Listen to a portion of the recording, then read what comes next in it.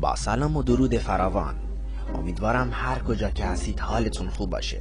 در این کره خاکی افراد زیادی هستند که ادعاهای عجیب میکنن. برخی میگوین ما جادوگریم، برخی ادعا میکنن که آینده را میبینن و سرنوشت ما خبر دارن، برخی ادعای قدرت‌های ماورایی دارن، برخی پا را فراتر میگذارن و میگوین که پیامبر هستیم، برخی میگن اصلا ما خود شیطانیم. خلاصه چیزی که زیاد ادعا و چیزی که نیست اثبات. حالا یه مرد ایرانی پیدا شده و ادعا میکنه که امام زمانه. همونطور که میدونید به باور شیعیان امام زمان منجیست که در زمانی که همه آلوده به گناه هستن ظهور میکنه و همه چیزو مرتب میکنه.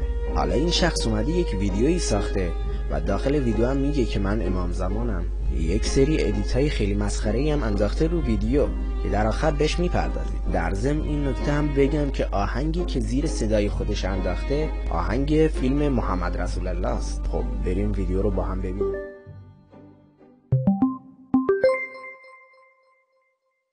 سلام خدا بر خوب رویان اهل وفا. من همان دکتر سایانی هستم که با نام و لقب جعلی به سختی خود را در جامعه مطرح کردم تا پنهان شوم از دسیسه ها و آشکار شوم بر قلب شیفتگان. امروز 27/7/97 تمام اطلاعات کشور به خاطر تشابه اسمی و اصالتی با امام زمانی که در روایت ها شنیده‌ای در پی دستگیری من چند روزی است بسیاری از شاگردان مرا بازجویی و بازداشت نمودند. چرا این شخص شما را آموزش رایگان رز می‌دهد؟ چرا دوستش دارید و چرا از شهرهای دور به سویش می‌آیند؟ چرا نامش محمد است که نام پدرش و چرا مجرد مانده و چرا انسانیت می‌کند؟ چراهای دیگر که خودشان با جادوی جفای جزایی می‌دهند تا مرا دروغگو و شیاد و دوستداران و دوستانم را ساده‌لوح و فریب خورده جلوه دهند. آنانی که آتش جهلشان در پی مهدویت سالهاست شعله برگردیده خود مهدویت را نمیپذیرند. سوالم این است او چگونه ظهور کند قبولش خواه؟ اصلا چه لباسی بر تن کند؟ با اسب بیاید یا ماشین؟ سوگند به خدا هر طور که بخواهید بیاید خودتان او را خواهید کشت. به دستور خدای مهربانم از 10 آبان تا 14 آبان آسمان برای اثبات حقانیت من شما را به یقین خواهد رساند. اگر در 4 روز این نشانه را تعریف نمودم چرا که خدای ما می‌خواهد تا بسیاری از شهرها و کشورهای دیگر نیز این حقیقت را بدانند. آنگاه که آسمان غافل از این ماجرا بود می‌توانید مرا دروغگو و کذاب بخوانید.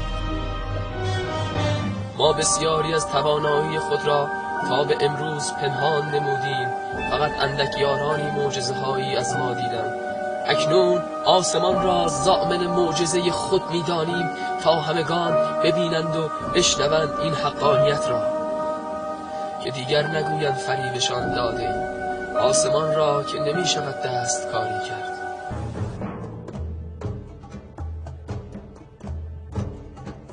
من می آیم به قلب ها می نشینم تا با مأموریتم شما را آگاه سازم.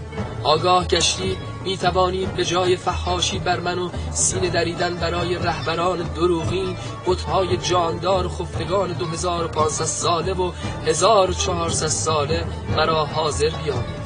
فردای آن روز بزرگ من به آن شهری خواهم آمد که زنان و مردان شجاعش برای انتقام از ظالمین و دیکتاتورهای خائن با فریاد یا محمدا مرا دعوت خواهند کرد.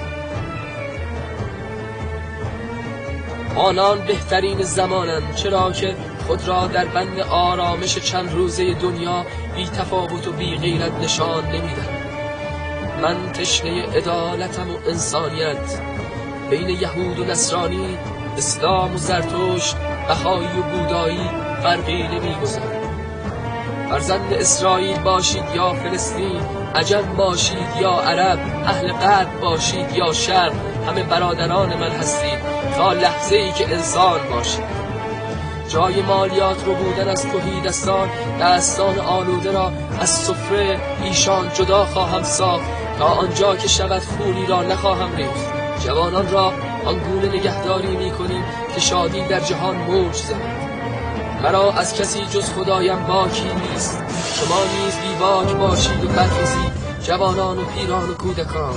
از هر قوم و قبیله‌ای هستید، به پا خیزید و فریادم بزنید. مراجع تقلید و طلبه ها و سپاهیان و بسیجیان که تا حال با روزه ها انتظار کشیدند و با نام اسلام خود را سیر نگه داشتند، اگر انتظارتان راستین بود برخیزید، حال وقت عمل رسید. برخیزید و ما را یاری کنید تا جهان را نجات دهید. از رهبر دروغینتان که دغدغه‌اش جایگاه خود و اطرافیانش است نترسید، خداوند با شماست. از گویش دشمنانی که رسانه و قدرت در اختیار دارند ما را قضاوت نکنید. هر دروغی بر من بستند به قلبتان پناه ببرید، قلبتان به شما دروغ نمیگوید. اگر کاری ز ما سر زده بود به مصلحت زمانی بیندیشید. کتاب سکاریوها را نوشتم بخوانید تا بیشتر بدانید. ای اهل زمین، پاکتر و دلسوزتر از من نخواهید دید روی زمین. من شما را دوست دارم و به آغوش میکشم. پیام مرا به هر زبانی که میتوانید ترجمه کنید تا به گوش جهانیان برسد. قبل از آنکه معجزه‌ای ببینید قدمی بردارید تا دلمان به دیدار یارانمان قرص شود. ای آدمی زادگانی که با سمت ناپاکتان از شاگردان من بازجویی میکنید، آنان را آزار ندهید. به خدا سوگند که هیچ کدام از آنان آدرسی از من ندارد. من خواهم آمد. من آن رهبری نیستم که پشت سربازانش پنهان شود و یا از دور دستها جوانان را تشویق به مرگ کند. رهبران است که خود در صف اول بایستد و سرداری کند، نه آنکه دین و نیزه و کتاب را حیله کند. اگر فردای آن روزی که وعده دادم نیامدم، بدانید خلف وعده نکردم، راهم را بستم. چاره‌اش فریاد هر روز و هر شب شماست. دیگر انتظار هیچ منجی را نکشید که نخواهد آمد. به امید دیدار تا در کنارتان باشم و دردهایتان را تسکین.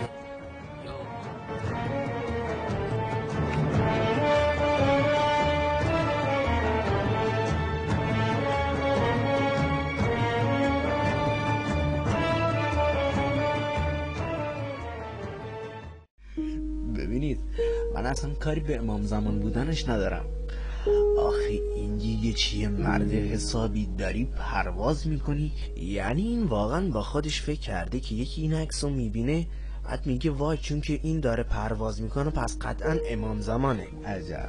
محمد حسین پورسایان، زاده 1367 در سراب آذربایجان شرقی، ورزشکار، رزمیکار و مربی هنرهای رزمی ترکیبی و نویسنده اهل ایران است. وی در مسابقات آزاد المپیک MMA جهانی 2016 که در سن پترزبورگ روسیه برگزار شد توانست به مدال طلای وزن 60 کیلویی این دور مسابقات در بخش هنرهای رزمی ترکیبی دست یابد. او به دلیل پیروزی هایی که داشت در برنامه حال خورشید هم دعوت شد، اما مدتی بعد از اون برنامه ادعا کرد امام زمانه. همچنین در برنامه حال خورشید ادعا کرد که دارای مدرک دکترا از دانشگاه سابانجی ترکیه می باشد، در حالی که این دانشگاه صرفاً تا مقطع کارشناسی را آموزش می‌دهد و فارغ التحصیل مقطع دکترا ندارد. مدتی پس از ادعایش رشیدپور نیز در برنامه سخنی از او گفت و یک کمی هم مسخرش کرد. فیلمو پخشش کن. آره پخش کنم ببینم. یه ذرهش رو لاغر پخش. خیلی باحاله. بذار یکی از مهمونایی که یه روزی اومده بودن سر برنامه حال خورشید بذار دانلود بشه، حرف بزنم دانلود بشه.